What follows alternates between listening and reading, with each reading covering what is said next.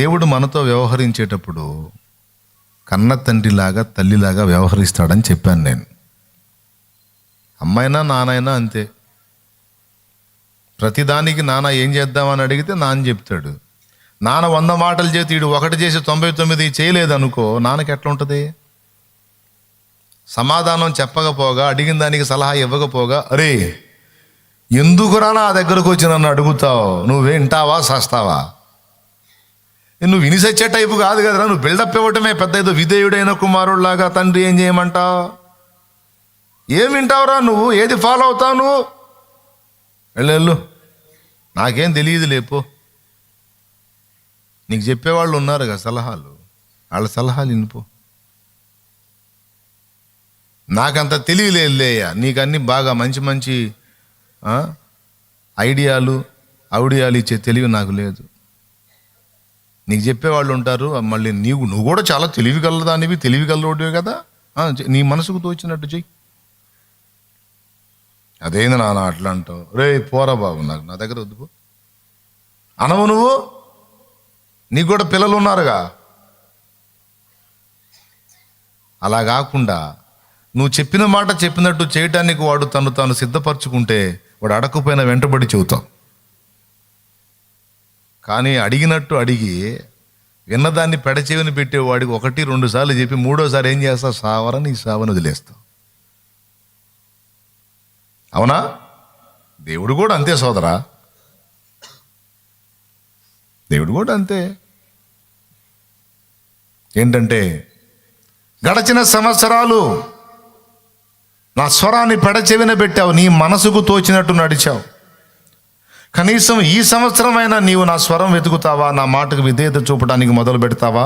నీతో చాలా మాట్లాడి నీ ద్వారా నేను కొన్ని సాధించాలనుకున్న కార్యాలు ఉన్నాయి నా కుమారుడా, నా మాట వింటావా అని అడుగుతున్నాడు ఈవేళ. కనీసం ఈ సంవత్సరం నుంచైనా నాకు లోబడతావా? మళ్ళొక్కసారి నీ హృదయం పట్టుదలతో నా మాటలు పట్టుకుంటావా? అయ్యో ఇశ్రాయేలు, నీవు నా మాట వినుట ఎంత మేలు.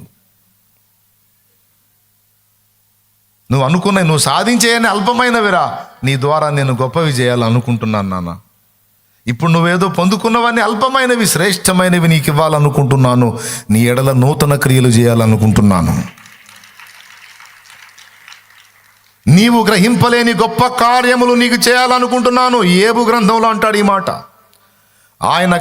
మనము గ్రహింపలేని గొప్ప కార్యములను ఆయన చేయును.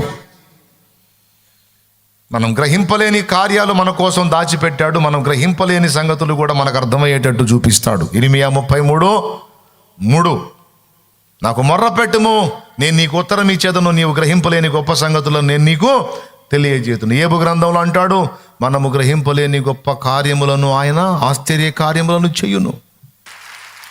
ఈ శుభవేళ ఎవరున్నారో ఇక్కడ కూర్చున్న వాళ్ళలో దేవుడు ఆశపడుతున్న వాళ్ళు, దేవుడు ఆశగా ఎదురు చూస్తున్న పాత్రలు, అది నువ్వా నాకేం తెలుసు, ఆయనకి నీకే తెలియాలి. మీరే ఆలోచించుకోవాలి. ఒక నూతన తీర్మానం చేయాలి. నూతన తీర్మానం, నూతన అడుగులు, నూతన ఆశీర్వాదాలకు, నూతన క్రియలు జరగటానికి దోహదపడతాయి. నూతన క్రియను చేయుచున్నానని నీవు సెలవీయగా, నూతన క్రియను చేయుచున్నానని నీవు సెలవీయగా, నా ఎడారి జీవితమే సుఖ సౌఖ్యము కాగా, నారణ్యరోదన ఉల్లాసముగా మారిపోయెనే, నారణ్యరోదన ఉల్లాసముగా మారిపోయెనే. కృపా సత్య సంపూర్ణుడా, సర్వలోకానికే చక్రవర్తివి నీవే యేసయ్యా, సర్వలోకానికే చక్రవర్తివి నీవే యేసయ్యా, నా సన్మానానికే మహనీయుడవు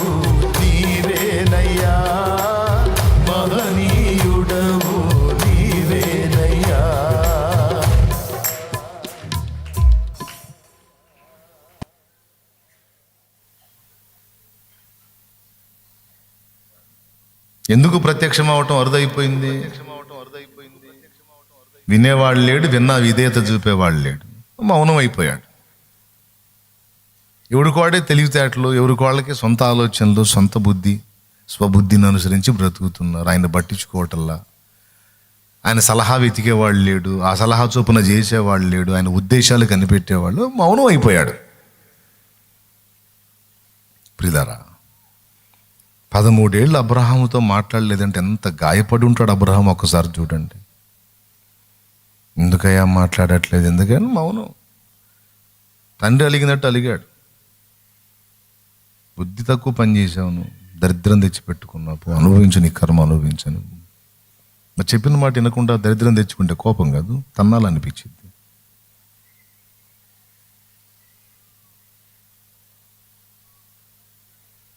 తండ్రి ఏదో చెబుతాడు, వీడు వినడు, ఏదో కొనకొచ్చుకుంటాడు. కొనకొచ్చుకొని వచ్చి ఇటు పట్టుకొని కూర్చుంటే తండ్రికి వెళ్ళి చూస్తాడు, తేడా పడింది నాన్న అని. ఆయన ఏమంటాడు? సరే, తేడా పడింది నాన్న, సరేరా, ఏంది, ఏం చేద్దాం? ఏమో నాకేం తెలుసు, నాకేం తెలుసయ్యా, జగన్నాటక సూత్రధారిలాగా అన్నీ చేసావుగా, చేసుకో. కాదులే చెప్పు నాన్న, ఏం చేద్దాం? ఏం చేసేది ఏంది నన్ను అడిగితే? నాకేం తెలుసు, నీకు సలహాలు చెప్పేవాళ్ళు ఉన్నారుగా, పోయి వాళ్ళని అడిగిపోయావు. అరే నేను చెప్పాగా నీకు వద్దురా అని, చెప్పానా? అరే వినవు నా మాట, మళ్ళీ నా దగ్గరికి ఎందుకు వచ్చావురా నువ్వు? నీ కంటికి దిశాయించనుగా నేను, పో. మాట్లాడటానికి ఇష్టపడతారా? తండ్రి మండిపోయిద్ది. ఇక అలివయ్యే కొడుకే తంతాడు కూడా, చిన్నోడైతే పెట్ట బాతాడు కూడా. ఎందుకు చేశావు? వద్దన్నా, ఎందుకు చేశావు? అబ్రహాముని కొట్టలేకపోయాడు. అబ్రహాం ఎంత సమస్య తెచ్చిపెట్టుకున్నాడు ఆయనకి తెలుసు, అబ్రహాంకి తెలియదు. నా బంగారు కొడుకు, నా ముద్దుల కొడుకు అన్నాడు. అందులోంచి వచ్చేవాడు తర్వాత వాడికి శత్రువు అవుతాడని తెలియదు. ఇదంతా ఆయనకి తెలుసు. ఏం కొనకొచ్చుకున్నాడో, ఏం తగలబెట్టుకున్నాడో పెద్ద ఆయనకి తెలుసు. ఈరోజు మనం వేసే అడుగుల వల్ల మనం ఏం దరిద్రాలు తెచ్చుకుంటాం ఆయనకి తెలుసు. తెలిసే వద్దురా అంటాడు, తెలిసే వద్దామా అంటాడు. మనకు నచ్చదే ఆ మాట. మనం చేసేవన్నిటికి సపోర్ట్ చేసి, నువ్వు చేయదలుచుకున్నది చేయుము, నేను నిరంతరం నీకు తోడై ఉంటాను, నువ్వు ఎట్లనన్నా ఊరేగుము, నేను నిన్ను కాయుచూ ఉంటాను, నువ్వు ఎట్లనన్నా తగలబడుము, నేను నిరంతరం నీకు సహాయకుడిని ఉన్నానంటే మనకు హాయిగా ఉంటుంది. అట్టుండాలి దేవుని వాక్కంట. మనం ఏం చేసినా సరే దేవుడు ఓకే అని ఎప్పుడు పచ్చజెండా చేతిలో పట్టుకొని ఇక ఊపే పనిలోనే ఉండాలా.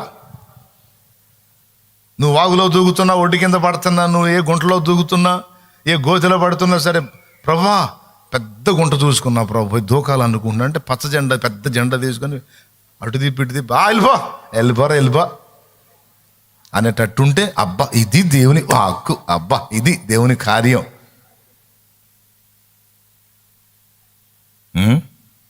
ఆయనేమో అట్లా పచ్చ జెండాలు తీసుకునే టైపు కాదు. అవసరమైతే నువ్వే తీసుకొని ఆ పచ్చ జెండా నువ్వే ఒప్పుకొని నువ్వే పోయి దూకుసావురా అంటాడు. అంతకు మించి ఏం చేస్తాడు? ఏం అనుకోవాకుండా ఉన్న సంగతి ఉన్నట్టు చెప్తున్నాను నేను. దేవుణ్ణి ఎరగనోడు అంటే తీసేయండి. దేవుణ్ణి ఎరిగి నీకు మంచి ఆలోచనకర్త ఉండి కూడా నువ్వు సోది పనులు చేయటం, దరిద్రాలు తెచ్చుకోవటం, వద్దురా అంటే వినకుండా ఊరేగటం మంచిది కాదు కదా, దిద్దుకోవాలి కదా. ఈరోజు చెప్తున్నాడు దేవుడు, ఇప్పుడన్నా నా మాట వినరయ్యా, ఇకనన్నా లోబడరా, కాస్త నా సలహా తీసుకోయ్యా. దేవునికి స్తోత్రం కలుగును గాక. 13 ఏళ్ల తర్వాత మళ్ళా వాక్కు ప్రత్యక్షమైంది.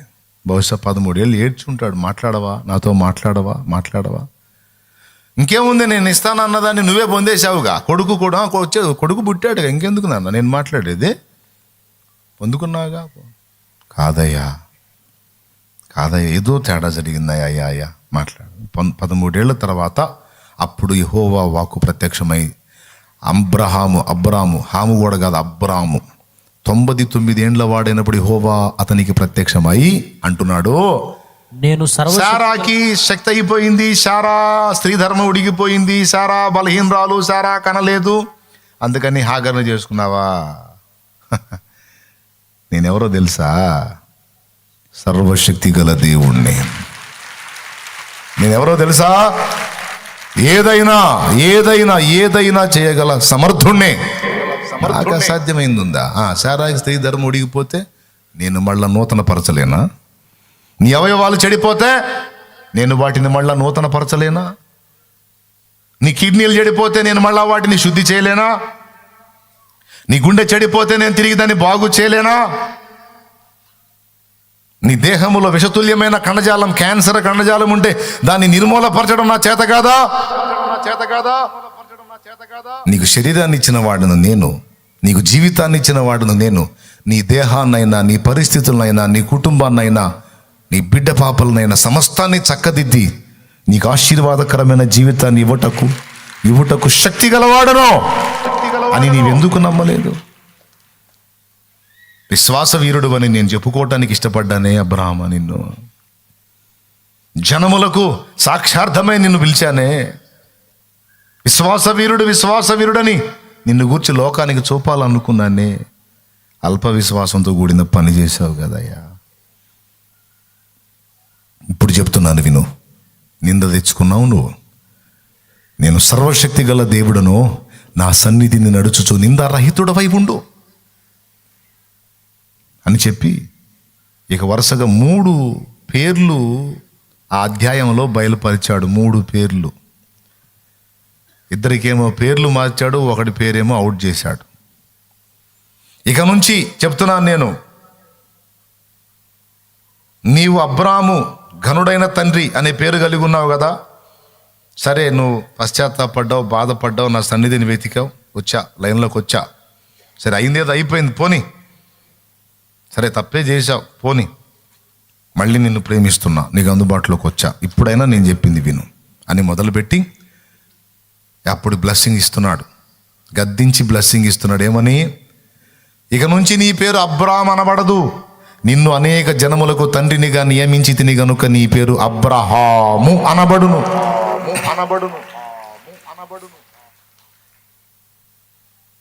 మళ్ళీ చెప్తున్నాడు, అనేక జనములకు నిన్ను తండ్రినిగా నియమించాను. అదేందండి, తండ్రిగా చేస్తాననాలి కదా, నియమించానేంది? ఆ పదం పట్టుకోవాలి మనం. నియమించటము అంటే అంతకుముందు తనది కాని పదవిలో ఒకరిని పెట్టడం. చేశాను అంటే ఆయనకి ఇవ్వటం. నియమించాను అంటే మరొకరి పదవి తొలగించి ఆ పదవిలో ఈయనను పెట్టడం. అనేక జనములకు నిన్ను తండ్రినిగా నియమించి తిని గనుక అంటే దాని అర్థం ఏంటో తెలుసా? భూలోకములోని సకల వంశములు అంటే అబ్రహాముకు పుట్టినోళ్ళు, అబ్రహాముకి పుట్టనోళ్ళు కూడా అబ్రహాముకు పిల్లలగునట్లు దేవుడు చేశాడట. ఏమన్నా అర్థమైందని నేను చెప్పింది? ఇప్పుడు నాకు పుట్టినవాడు నా కొడుకు అవుతాడు, కానీ నాకు పుట్టినవాడు నా కొడుకు ఎలా అవుతాడు? అవునా? కానీ దేవుడు అబ్రహాముతో ఏమంటున్నాడంటే, నీవు కన్న బిడ్డలకు నువ్వు తండ్రివే, దానికి నేనే నియమించాల్సిన అవసరంలా. కన్నదాన్ని బట్టి ఆటోమేటిక్గా నీకు హక్కు వచ్చేస్తుంది. కానీ నేను నిన్ను నియమిస్తాను. ఎట్లా అంటే, భూలోకములోని సకల వంశములను రక్షించే రక్షకుణ్ణి నీలో నుండి నేను రప్పిస్తాను. ఆయనను బట్టి, విశ్వాసమును బట్టి ప్రజలంతా, సకల వంశముల వారు విశ్వాసమును బట్టి అబ్రహాము సంతతి అవుతారు అనే మాటని, ఆ మర్మాన్ని ఆ చిన్న పదంలో మెన్షన్ చేశాడు దేవుడు. అనేక జనములకు తండ్రిగా నేను నిన్ను నియమించి తిని గనుక నీ పేరు అబ్రహాము అనబడును. అంటే జనములకు తండ్రి. అయ్యలారా, మీరు ఏమైనా ఇంట్రెస్ట్గా వింటున్నారా? సర్దుకోమంటారా? మీరు తీవ్రంగా వింటేనే నేను చెబుతా. మళ్ళీ ఎందుకు? ముందే చెప్పాను కదా, విన్నా తీసుకోనోడు, సరిగా విననోడు ఎవరన్నా ఉంటే వాళ్ళతో దేవుడు మాట్లాడడానికి ఇష్టపడ్డా. నాకే సిరాకు, దేవుడేం మాట్లాడతాడు? కాబట్టి తెలుసుకొని జాగ్రత్తగా నడుచుకోవటానికి సిద్ధం అవ్వండి. అయిపోయిందా? అబ్రహాం పేరు మార్చాడు, అబ్రాహాము తీసేసి అబ్రహాము అని పెట్టాడు. ఈరోజు దేవుడు నీతో కూడా మాట్లాడుతున్నాడు. ఒక బిడ్డ విషయంలో తొందరపడ్డావు, సరే అయిపోయింది, అది అయిపోయింది, నిన్ను క్షమించాను. ఇప్పుడు నేను చెప్తున్నాను, అనేక జనములకు నిన్ను తండ్రిగా చేస్తానన్నాడు కదా. ఈరోజు అనేక విధములైన ఆశీర్వాదములకు నిలయముగా నేను నిన్ను చేస్తాను. ఒక రకంగా చెప్పాలంటే నీవు ఆశీర్వదించబడటం కాదు, నీవే ఒక ఆశీర్వాదంగా జనములకు ఉంటావు. నీవు ఆశీర్వాదముగా నుందువు అన్నాడు. ఆ మాట ఎక్కడుందో చూస్తారా? నీవు ఆశీర్వాదముగా ఉందువు, ఆశీర్వాద కారణంగా ఉందువు. తొందరపడకు, సరిగా చూడు.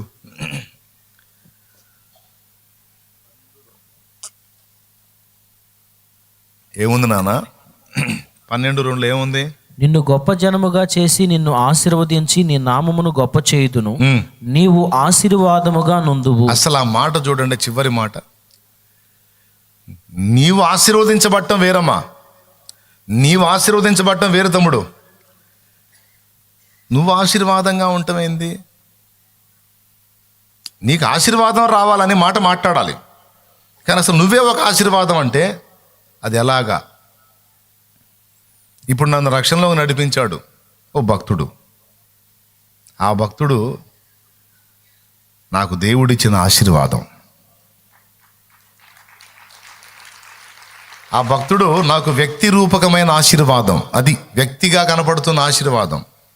ఇప్పుడు నా ద్వారా మీరు ఏదైనా ఆత్మీయ మేలు పొందితే నేను మీకేమయ్యాను? ఆశీర్వాదము.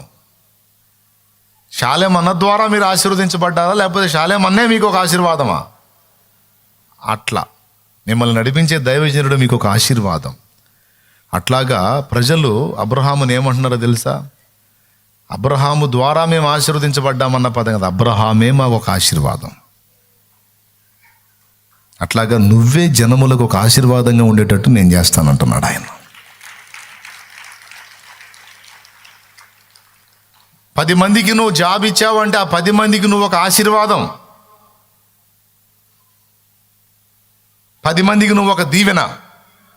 10 మందికి నీ ద్వారా అంత కడుపు నింపాడు, 10 మందికి అంత వస్త్రం ఇచ్చాడు, నీ ద్వారా 10 కుటుంబాలు పోషించబడుతున్నాయి అంటే ఆ 10 కుటుంబాలకి నువ్వే ఆశీర్వాదం. ఆ ఆశీర్వాదం వాళ్ళకి నీ రూపంలో ఉందన్నమాట. ఇంకా అర్థం కాకపోతే నేను చేయగలిగింది ఏం లేదు. అలా చేయబోతున్నాను నిన్ను. నువ్వు ఒక ఆశీర్వాదం అయిపోతావు సమాజానికి, జనానికి. అంటే వ్యక్తిగతంగా నువ్వు ఆశీర్వదించబడతావు, సమాజానికి, ప్రజలకు కూడా నువ్వు ఒక ఆశీర్వాదంగా ఉంటావు అన్నాడు. తర్వాత నీ భార్య అయిన శారాయిని, శారాయి అనవద్దు, శారా అని పిలువు. ఆమె రాజకుమారి. బలహీనురాలు, నిజంగా అన్నట్టే పనికిరాదని అనుకున్నావు కదూ. ఎందుకు అనుకున్నావు ఆమెను బలహీనురాలని?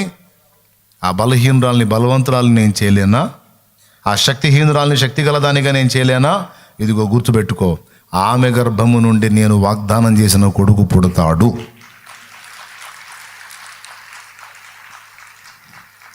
ఆ కొడుకులో నుండే యాకోబు రావాలి, ఆ యాకోబులో నుండి 12 గోత్రాలు రావాలి, ఆ 12 గోత్రాల్లో యూదా గోత్రం ఒకటి రావాలి, ఆ గోత్రంలో నుంచి నేనే రక్షకుడుగా భూమి మీదికి రావాలి.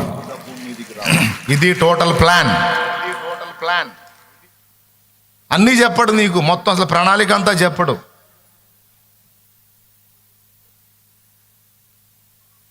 నువ్వు వినే కొద్దీ కొంచెం బయలుపరుస్తూ ఉంటాడు. మన వ్యవహారం ఏంటో తెలుసా? మొత్తం షీట్ అంతా ఇవి దేవా అని అడుగుతాం. చూశారులే నీ సంబడం, ముందు మొదట చెప్పిన దానికి విధేయత చూపి తర్వాత చెప్తాను మిగిలిన మ్యాటర్ అంటాడు. కాదు బ్రో, టోటల్ ప్లాన్ ఏంటో మొత్తం అసలు మనకి మ్యాటర్ చెప్పండి అంటే అటు కుదిరిద్ది.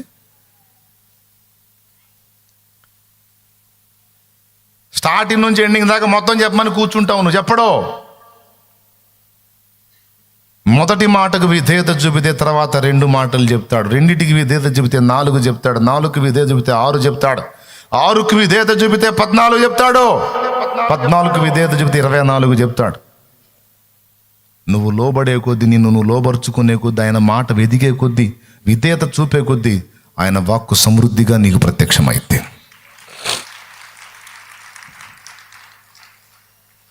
24 దగ్గరికి వచ్చావు కదా, అవిధేయత మొదలు పెట్టావనుకో, 24ది 14 అయింది, 14ది 6 అయింది, 6ది 3 అయింది, 3ది 2 అయింది, 2ది 1 అయింది, చివరికి మొత్తం శూన్యం అయింది. ఇంకేమైనా పైన నువ్వు చెప్పుకోవటం, దేవుడు నాతో అలా మాట్లాడాడు, ఇలా మాట్లాడాడు, అప్పుడు మాట్లాడాడు, ఇప్పుడు మాట్లాడు. ఆయన పిత్రపోయి చూస్తున్నాడు, ఎప్పుడు మాట్లాడాను పనికి మళ్ళీ. నేను ఎప్పుడు మాట్లాడాను పనికి మనోడు తెగ చెబుతావు దేవుడు మాట్లాడు దేవుడు, మన ఇద్దరు కనెక్షన్ కట్టే ఛానల్ అయింది కదా, ఉరుగా మాట్లాడేవలేను. నేను మాట్లాడలేదు రంబర్ నీతో, నేను మాట్లాడలేదు దేవుడిని, నేను మరి ఇంకెవడు మాట్లాడాడు నాకు తెలియదు, ఎవడిని దేవుడు అనుకుంటున్నావు నాకు తెలియదు. ఉరుక నువ్వేలే మాట్లాడింది, ఉరుకోదేవా నువ్వే మాట్లాడావు, నేను మాట్లాడలేదు.